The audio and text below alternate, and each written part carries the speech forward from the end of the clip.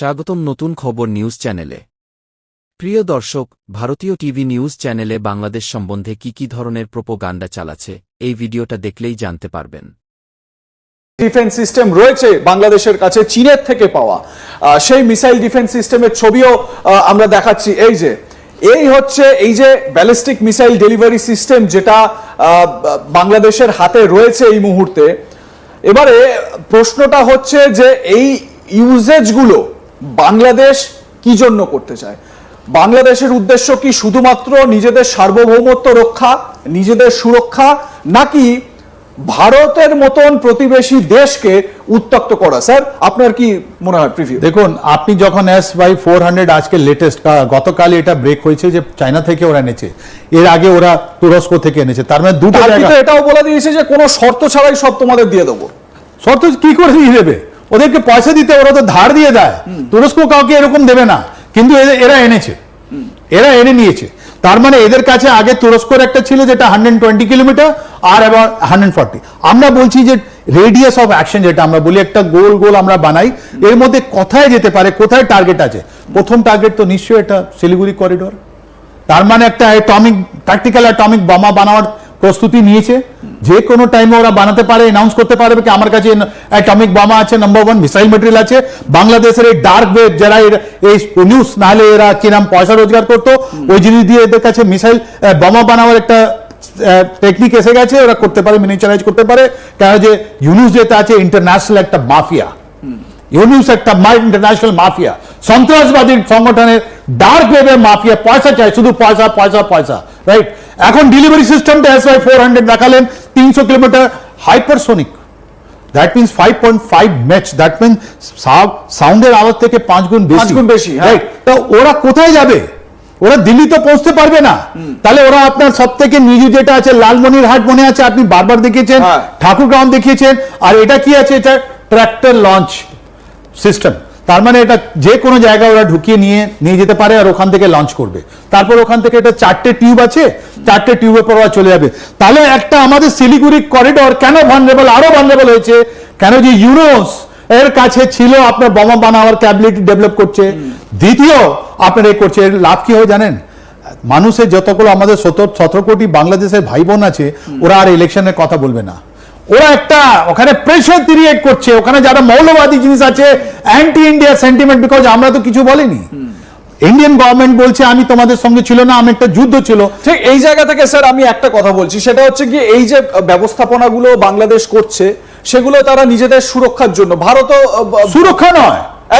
আমি একটা জায়গায় একটা স্পেসিফিক এই পয়েন্টে আসতে চাইছি। ভারত নিজেদের সুরক্ষার জন্য, নিজেদের সার্বভৌমত্বের জন্য, নিজেদের প্রতিরক্ষা ব্যবস্থাকে উন্নত করার জন্য বিভিন্ন রাশিয়ার থেকে হোক, ইউএসএর থেকে হোক, ফ্রান্সের থেকে হোক, তারা ডিফেন্স ডিল করে তাদের সঙ্গে।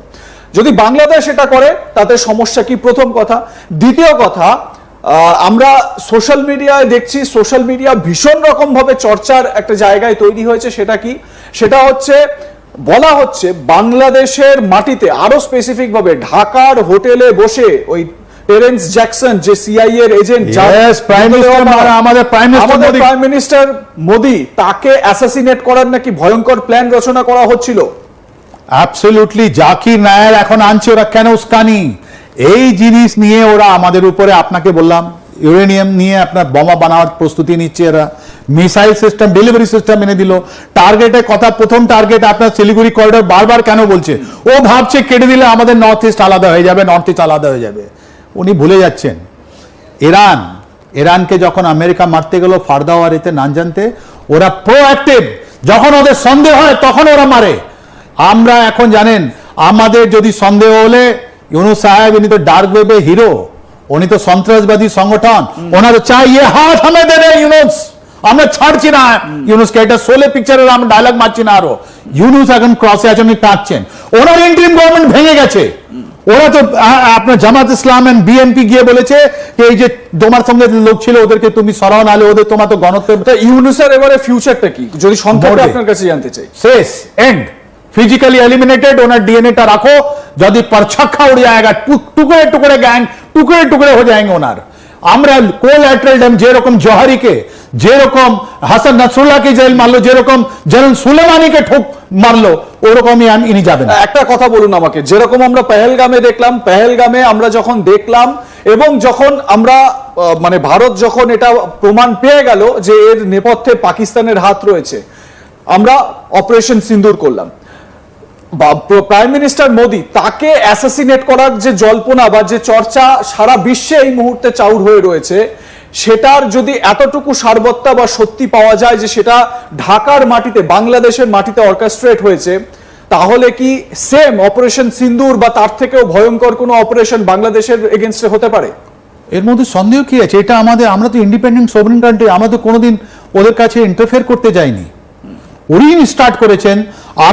আপনি দেখুন এনার স্টেটমেন্ট আপনার 6 তারিখ থেকে, যখন এনাকে নমিনেট করা হলো তখন থেকে আমাদেরকে ধমকি দিয়ে যাচ্ছেন কি তোমরা যদি আমাকে সাপোর্ট না করো, তুমি যদি ইন্টারনাল সিকিউরিটি না করো, তাহলে তোমার আমি নর্থ ইস্ট কেটে দেবো।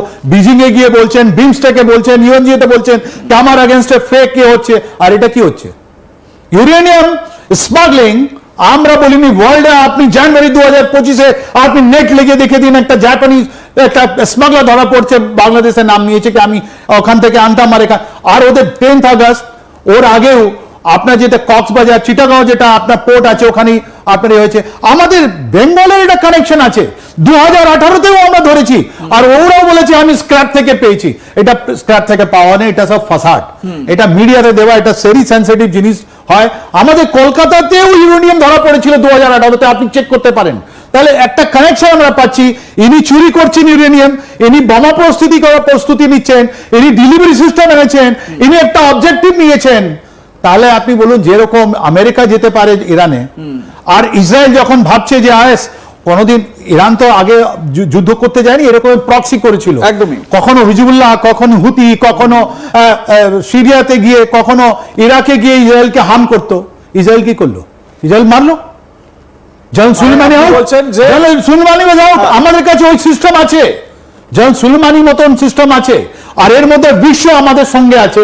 কেন যে ইনি সন্ত্রাসবাদী, যখন আমরা ধাপে ধাপে বুঝতে পারবো। মনে আছে Colin Powell, general Colin Powell আপনার দেখিয়েছিলেন কি এই জন্য যদি এটা একটা রিলিজ হয় তাহলে পুরো আমাদের নিউ ইয়র্ক শেষ হয়ে যাবে।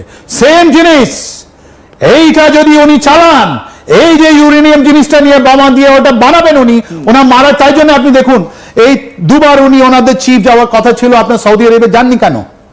Why he did not go? What is the threat? এই থ্রেট আছে। উনি জানেন কি যদি এইদিকে আপনার আমাদের আর্মি চিফ চলে যায় ওয়াকুরুজ্জামান, আমি মারা যাবো। আজকে যখন আপনার সঙ্গে আমি কথা বলছি, ওয়াকুরুজ্জামান যদি কোনোভাবে বিদেশ সফর করেন তাহলে মোহাম্মদ ইউনূসের শেষ।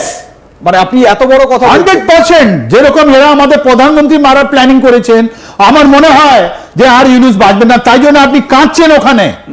ওনাদের যে অ্যাসোসিয়েট আছে, আপনি ওদের সঙ্গে কথা বলুন।